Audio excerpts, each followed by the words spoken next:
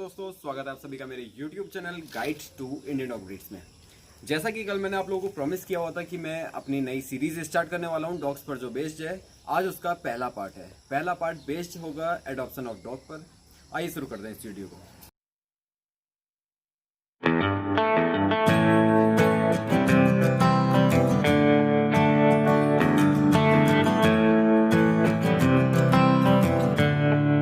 जितने भी certified breeders हैं ऑल ओवर द वर्ल्ड वो एक बात पर एग्री होते हैं। वो बात ये है कि अगर डॉग को 2 मंथ से पहले अडॉप्ट किया जाए तो उसमें बिहेवियरल इशूज आते हैं या उनमें न्यूट्रिशनल इशूज आते हैं।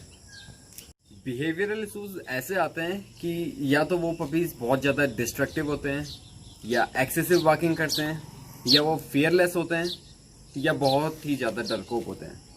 इसके अलावा वो अटेंशन सीकर्स होते हैं। ये सारे इशूज इसलिए आते हैं क्योंकि वो पपीज़ अर्ली एज में अपने जो मदर है उससे सेपरेट हो जाते हैं। और जितनी मैंने आपको प्रॉब्लम बताई इन सब का सॉल्यूशन होती है मदर। वो हर चीज़ अपने पपी को सिखाती है कि उसे किस चीज़ से डरना है, किससे नहीं डरना है, किसको भौंकना है, किससे नहीं भौंकना है, कैसे अपने आप को सोशलाइज करना है और डॉग्स के साथ वगैरह वगैरह। डॉग की लाइफ का जो पहला क्वार्टर होता है, पहला 3 मंथ का जो पीरियड होता है, इस टाइम का जो पीरियड होता है उसके लिए वो होता है सोशलाइजेशन का। वो इस टाइम में अपने आप को सोशलाइज करता है आसपास की सराउंडिंग से, आसपास के क्रिएचर से। तो अगर इस टाइम में वो अपने 2 हाउस देखे कि पहले यहाँ था उसके बाद कहीं और चल जाए, तो इस टाइम पे उसमें एनजाइटी इशूज़ आते हैं और ये इशूज़ जो होते हैं उसके लाइफ लॉन्ग परसिस्ट कर जाते हैं। इसलिए मेरी आपसे गुजारिश है कि जो अपने पपीज़ हैं इनको 2 महीने के बाद 2 से 3 महीने तक के बीच में अडॉप्ट करें। तो माना कि आपने सपोज 3 महीने का पपी अडॉप्ट कर लिया है, तो इसके बाद जो होता है कि पपी को अपने आसपास की सराउंडिंग समझने में, अपनी नई फैमिली समझने में लगभग 1 महीने का टाइम लग जाता है। तो इस टाइम पे आपको ये करना है कि आपको अपने पपी के साथ अटैचमेंट बढ़ाना है। आपको उसके साथ अटैचमेंट एक ही जने को बढ़ाना है। एक जने को इसलिए बढ़ाना है क्योंकि पपी जो है वो सिर्फ एक मास्टर एक्सेप्ट करता है। तो आप इस टाइम पे अटैचमेंट ऐसे बढ़ाएंगे कि मतलब जब आप उसे खाना देते हैं तो आप उसके पास बैठेंगे, या जब आप उसे सुलाते हैं, जब सोता है वो, तो उसके सर पे हाथ फेरेंगे, सर पे नहीं तो बॉडी पे हाथ फेरेंगे। सर पे हाथ फेरना सही नहीं होता है, बॉडी पे हाथ फेरेंगे उसकी, और उसके साथ खेलेंगे, उसको टाइम देंगे। तो इससे ये है कि वो आपको जानने लग जाएगा और फिर धीरे धीरे धीरे करके आपको उसको कुछ चीज़ें सिखानी है, कुछ नई चीज़ें सिखानी है। नई चीज़ें ये जैसे कि पहली चीज़ ये होती है कि आप उसे सिखाएं नो। कुछ भी कुछ गलत करता है वो तो उसे कहें नो। ऐसे करके आप उसको कंट्रोल करना सीखें। दूसरी चीज़ आपको इसके साथ सिखानी है ये कि अगर आपको उसे अपने पास बुलाना है तो कहें कम। अगर आपकी कमांड फॉलो कर दी उसने तो उसे उसी टाइम पे ट्रीट दीजिए। वो समझ जाएगा कि यार मैं जब पास आता हूँ तो ये मुझे कुछ खिलाता है, तो जब भी वो पास आए उसे आपको कुछ ट्रीट खिलानी है। ऐसे करके पपी सीखते हैं और ये चीज़ें आपके लाइफ टाइम काम आती हैं, आपके भी, आपके पपी के लिए भी। आप दोनों एक दूसरे को समझेंगे और दोनों एक दूसरे को समझेंगे तो दोनों खुश रहेंगे। एक चीज़ का हमेशा ध्यान रखिए कि अपने पपी के साथ, अपने डॉग के साथ, पपी के साथ स्पेशली इसलिए क्योंकि वो लर्निंग टाइम है उसका, वो लर्निंग फेज़ है। उस टाइम पे जो लर्न कर लिया उसने तो वो उसके लाइफ टाइम याद रहता है। जैसे होता ही ये है कि हमने अपने बचपन में क्या क्या चीज़ें हुई हमारे साथ वो हमको याद नहीं है, लेकिन ABCD आज तक याद है। तो ऐसा ही कुछ पपीज़ के साथ भी होता है।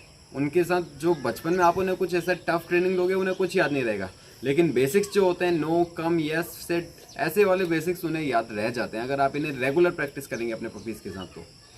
तो जब आप उसे ऐसे ट्रेन करेंगे, खाली ये बेसिक हाउस ट्रेनिंग है, जब उसे ये ट्रेनिंग देंगे तो एक चीज़ का ध्यान रखिए कि उसके साथ कभी भी फेक लैंग्वेज का यूज़ ना करें। फेक लैंग्वेज ये होती है कि कभी आपको उस पर प्यार आ गया बहुत ज़्यादा, उसने कोई कमांड फॉलो कर दी, तो आपको ये नहीं कहना है उससे कि वेरी गुड बाबू, वेरी गुड बाबू नहीं बोलना है उससे। बाबू जैसे शब्दों का यूज़ ना करें। ऐसा इसलिए नहीं करना है क्योंकि अगर आप ऐसा करेंगे तो वो आपकी कमांड फॉलो नहीं करेगा। इसके बाद एक इम्पॉर्टेंट चीज़ ये है कि आपने जो है अपने डॉग्स को जो उसकी नेचुरल लाइफ टेंडेंसी जो रहती है उसकी, वो उसको फॉलो करानी है। मतलब कि जैसे नेचुरली वो रहते हैं वैसे ही रहना है उसको।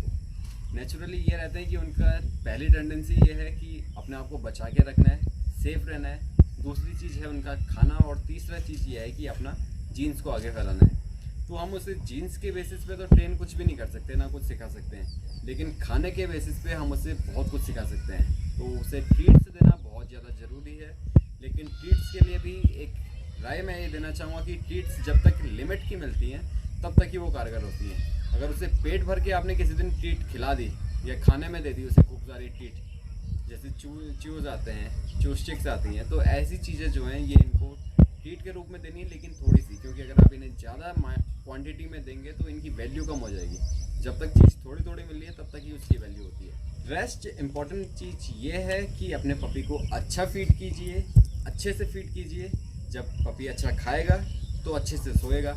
और पपीज़ की जो है वो ग्रोथ ज़्यादा होती है वो सोए में होती है, ना कि जागते हुए होती है या खेलते हुए होती है। पपीज़ सो के ज़्यादा ग्रोथ करते हैं और पपीज़ के ग्रोथ पीरियड होता है लगभग 2 साल तक। एक एडल्ट डॉग जो है, मतलब जो हैवी डॉग्स जो रहते हैं वो ग्रो करते हैं लगभग 2 साल तक।